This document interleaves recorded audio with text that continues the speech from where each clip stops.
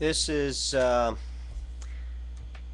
part 6, and we're reading The Raven.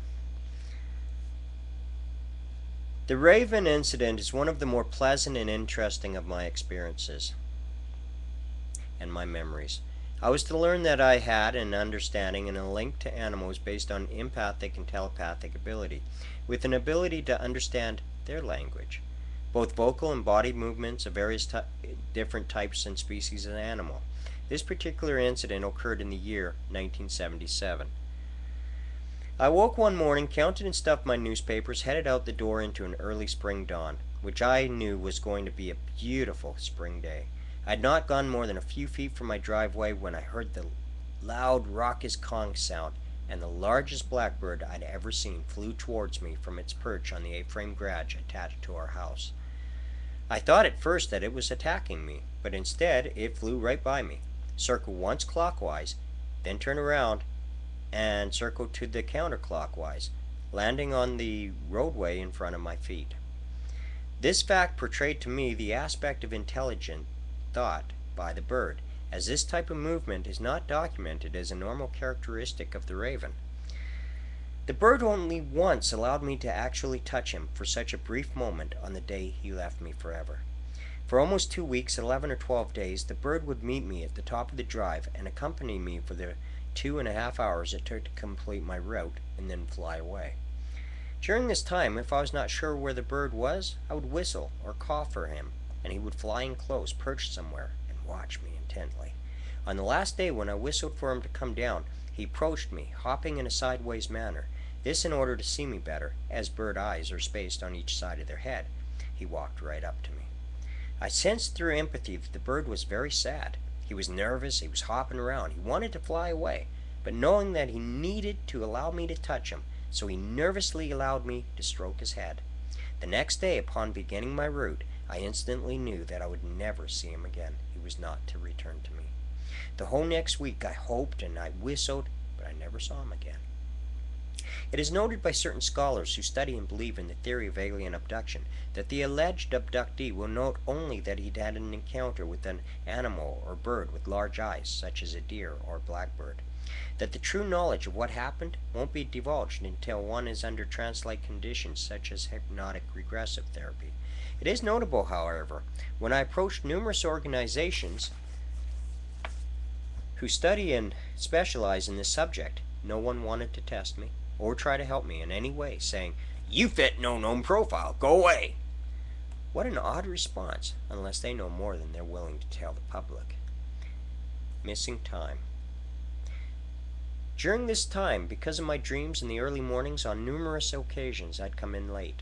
When I was asked about being late, I had no reason, and could give no answer for the lost time. My dad, on a couple of occasions, found me sleeping on the side of the road or on a customer's porch, and this was very embarrassing, and I thought that I was just tired. A lot of these instances I just do not remember. There was also lost time while walking home through the forest. A lot of these episodes occurred on a Saturday. In that way, no one noticed. I was gone or had not arrived home on time. A few times I'd wake up to find myself asleep in a clearing off the main path I normally walked. I would wonder how long I'd slept and hurriedly go home. I was always hoping that no one would notice, as I could not explain these actions. I hoped to gain more information and understanding through the use of hypnotic regressive therapy. As of July 1999, I've been in contact with various organizations, including Dr. John Mack's Peer Organization, located in Massachusetts. I have not at this time been able to get any organization willing to officially take on my case.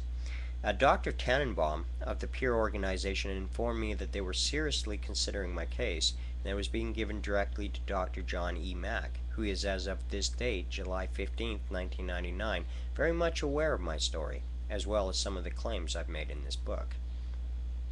I have given this organization all background information on myself necessary to carry out an initial investigation, as well as 3 letters including an offer to allow any and all testing needed to confirm my story. I specifically mentioned a polygraph test as well as psychological and DNA testing. These letters were sent by certified mail, and I will leave them uncensored in this manuscript in order to remove all doubt as to my sincerity and intentions. The letters were sent to Dr. John Mack, care of the peer organization, along with several phone calls to their offices where I spoke with a person called Will, a receptionist, I believe, and Dr. Tannenbaum, an associate of Dr. Mack's. One of these letters was also given to the San Diego school system, so it should be in their files, along with 2 letters to Frank Klemko, care of the San Diego Union Tribune. Within this 1-month period prior to contacting John Mack, all of these organizations refused to investigate my story. Dr. Tannenbaum suggested that I put my story down in writing. So I have. I decided to write this book so that anyone can read about, investigate, or understand my need to gain official recognition, which for me might in some form lead to closure. The folks at Peer recognized government involvement and some sort of cover-up, but they would not elaborate on the reasons why, stating, "We don't involve ourselves in anything concerning the United States government."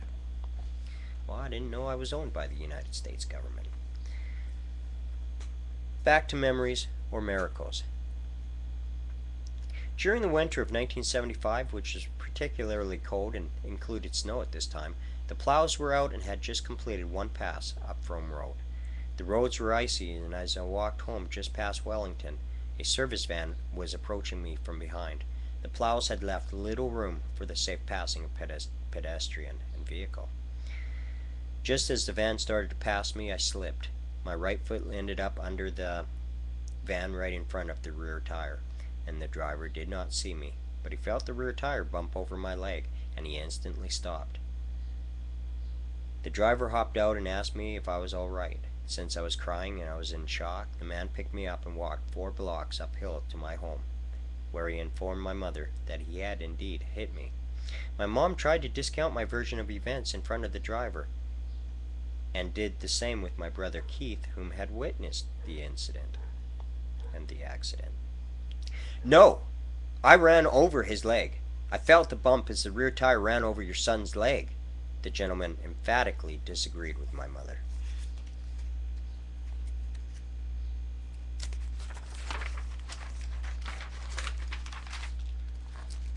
The unusual part of the story, and the reason for the above-noted disagreement, was that when the driver deposited me in a chair in the kitchen, and both he and my mom checked my leg, there was no bruising, no swelling, no pain, no sign of any injury whatsoever.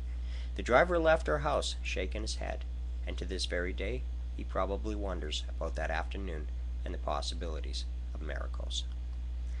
This is not to say I've never been seriously injured in an accident, because I have. I remember at least 2 accidents requiring 14-day stays in a hospital.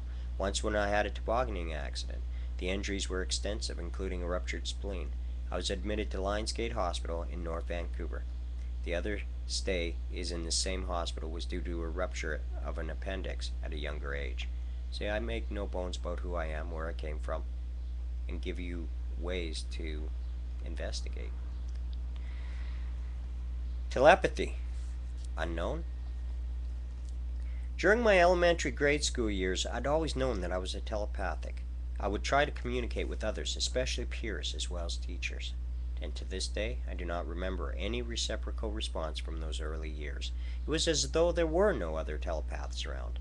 Could this be the reason I was removed from the United States to Canada, to this particular place? Why I felt so lonely, and indeed needed to learn the art of language? I may have influenced some outcomes by inadvertently placing suggestions into the receptive subconscious of others, but no actual contact or talking, no sending or receiving of images, as I would find in more recent years. This phenomenon, it seemed, most notable in a contest that the province newspaper held for its carriers in the summer of 1978. I was 15 years old, and I was not very interested in winning a contest for travel. The major prize was to be awarded to the carrier with the most sales of newly confirmed customers by the end of the contest. The paper not only awarded the major prize of an all-expense-paid trip for 2 to Hawaii, but also, as an incentive, began to offer cash for each new order. 2 months into the contest, the amount for each new order was increased to $5 per order and $2.50 for each weekend. As this could become very lucrative, I started to go out on weekends and in the evenings to see if I could make some extra money. As I solicited, 3 out of every 5 homes I asked ordered the paper. A useful